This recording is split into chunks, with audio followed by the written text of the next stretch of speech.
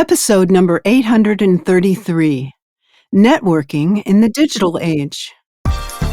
You're listening to the official BNI podcast with BNI founder and Chief Visionary Officer, Dr. Ivan Misner. Stay tuned for networking and referral marketing tips from the man who's been called the father of modern networking, along with suggestions and insights into getting the most from your membership in the world's largest networking organization, BNI. Hello, everybody, and welcome back to the official BNI podcast. I'm Priscilla Rice, and I'm coming to you from Live Oak Recording Studio in Berkeley, California, and I'm joined on the phone today by the founder and the Chief Visionary Officer of BNI, Dr. Ivan Misner. Hello, Ivan. How are you, and where are you? Well, I just got back from a regional event in Charlotte, North Carolina at BNI headquarters. And I love, this is a great podcast because, you know, I'm talking to you. I just came back from Charlotte. I'm talking to you from Austin. You're, of course, in California. And we're talking to my guest, Scion Fernandes, who's in India. And it's one of the amazing things about technology today, Priscilla. Yeah, incredible. So what is Scion going to share with us? Well, Sean's going to talk about networking in the digital age. And I've known Sean for about 8 years. He possesses extensive expertise in digital marketing. He's got more than a decade of hands-on experience and technical knowledge. He's collaborated with diverse businesses worldwide, from startups to corporate giants, including Microsoft to Harman, 3M, of course, BNI. And as the managing director of Scion Social, which is a premier global digital marketing agency, Sean has guided the team to numerous accolades, including the distinguished MENAA Customer Service Award. He's well-rounded skills and achievements underscore his commitment to driving excellence and innovation in the digital realm. And Scion handles my marketing. They are, of course, involved in BNI, and they handle my social media marketing. Sean, welcome to BNI Podcast. Thank you, Ivan. Thank you so much. It's an honor to be here, and that's quite an introduction. Thank you. Oh, well, listen, you deserve it. Let me ask you a few questions because these are some important questions for BNI members today. With all the shifts in digital marketing and particularly AI, what changes in networking and what remains the same in your opinion? Right. Thanks for that question. So, really where we need to start, and the first thing that's important that underscores all of this is that there's just more content and really in many ways more noise than there ever has been before in the digital world, in social media. You could scroll all day on any platform and never get to the end of it and never see where you left off the last time. The web and algorithms are hungry for content. And of course, content creators reply with producing tremendous amounts of content.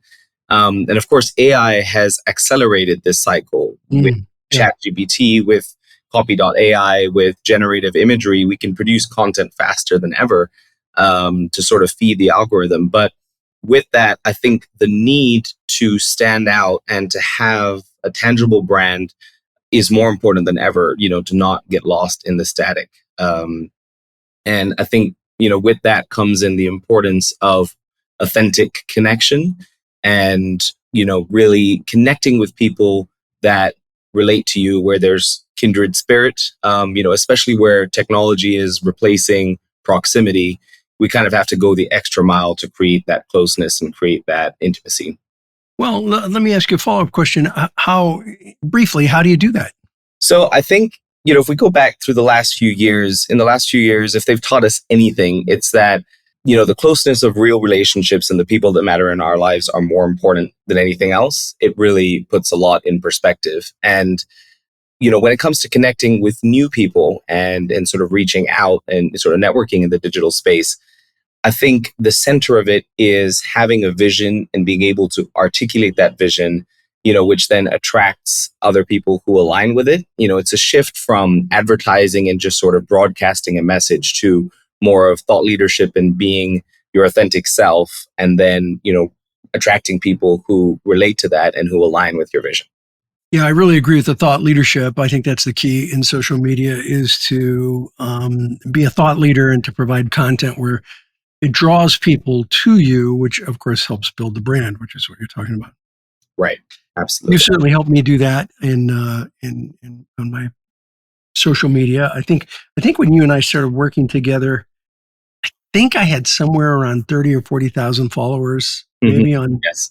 Facebook, and I'm at I don't know, is it 237,000, 238,000 followers now? Yeah. So it's been good. It's been a good experience, and it's about really being authentic and providing thought leadership and educational content, not just selling to people. Right, absolutely. And you'll know from everything that we've done together how, as times have changed and technology has changed and trends have changed, we've had to adapt our strategies, adapt our tactics to Yeah, align with that, the frequency we post at, the kind of things we post. But what always right. remains the same is that there is a core message behind it. And that, if we go back to BNI's visibility, credibility, profitability, you always Right. have to be visible. If you're not visible, nothing else is going to matter. But behind that, if there's no credibility and there's nothing to back it up, it's going to be an empty vessel. And then, of course, having the combination of those two together is what creates a profitability in the long run. Yeah. So, talk to me a little bit about the idea that understanding that technology, no matter how advanced, is still a tool, and that the fundamentals don't change. I think you were kind of touching upon that just a moment ago. Right. Absolutely. So it's kind of a funny analogy, but it's one that I tell a lot when I'm asked about how sort of to think about AI and how it relates to our work.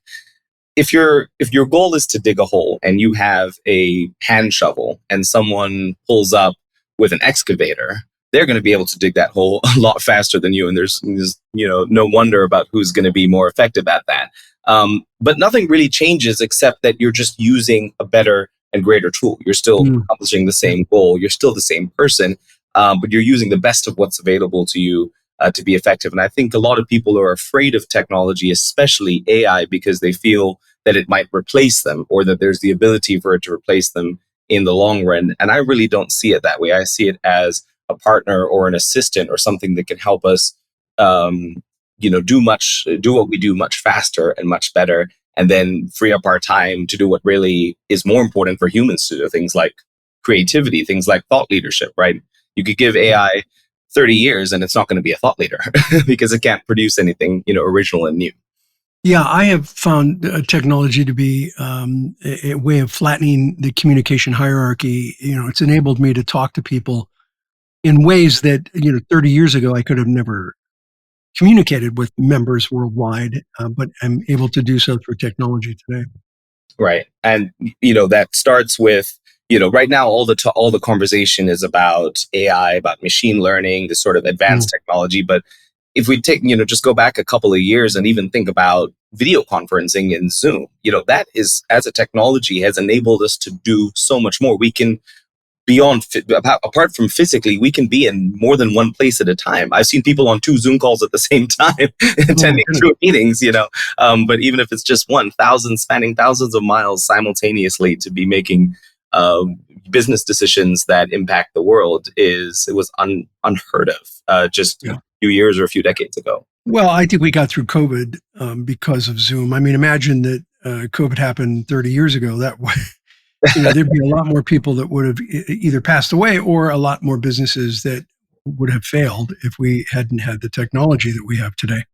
Right, absolutely. I was just talking today with a gentleman I met in Birmingham, in the UK, a couple of weeks ago, and he was saying that they have a recruitment business, and they only realized in the pandemic how paper heavy their recruitment process and the way they ran their business was, and they were almost debilitated, and they had to adapt so quickly to change.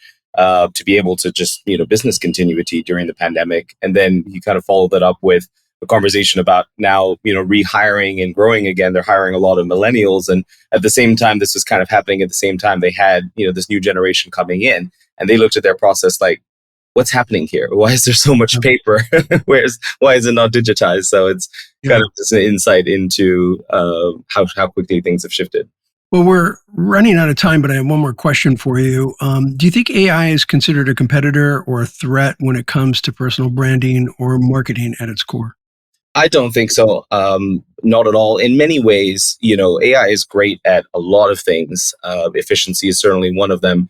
Authentic connection is probably pretty low down on that list of its capabilities and what it's good at. And I think in many ways, AI kind of being on the rise is going to highlight the need for personal connection and for physical connection in many ways, more than ever. And if you think about it like an assistant, right? If you know someone well, you kind of get past the assistant, you go straight to them, right? And I think Yeah. that the relationship that we want to have with other people, right? The AI can be there, it can do its thing, but we want it out of the way when we're connecting person to person. So I think it's important to use it for what it's good for. I use it for scheduling all the time. I don't reach out to people and say, hey, when are you free for a meeting? Technology does that. But Right. when it comes to being present and in the room, that's all you.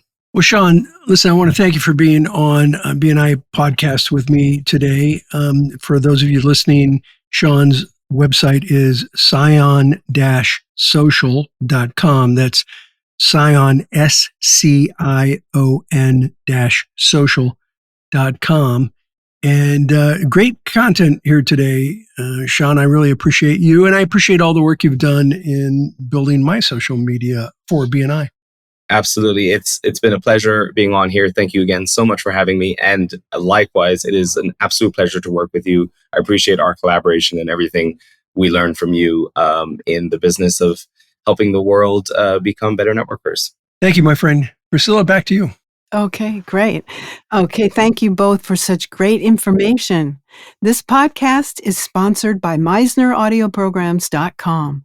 These audio programs will provide you with the tools and the inspiration to powerfully enhance your BNI experience. So check out the great material that's available to you at MeisnerAudioPrograms.com, and then use the promo code IVAN50 for 50% off of everything.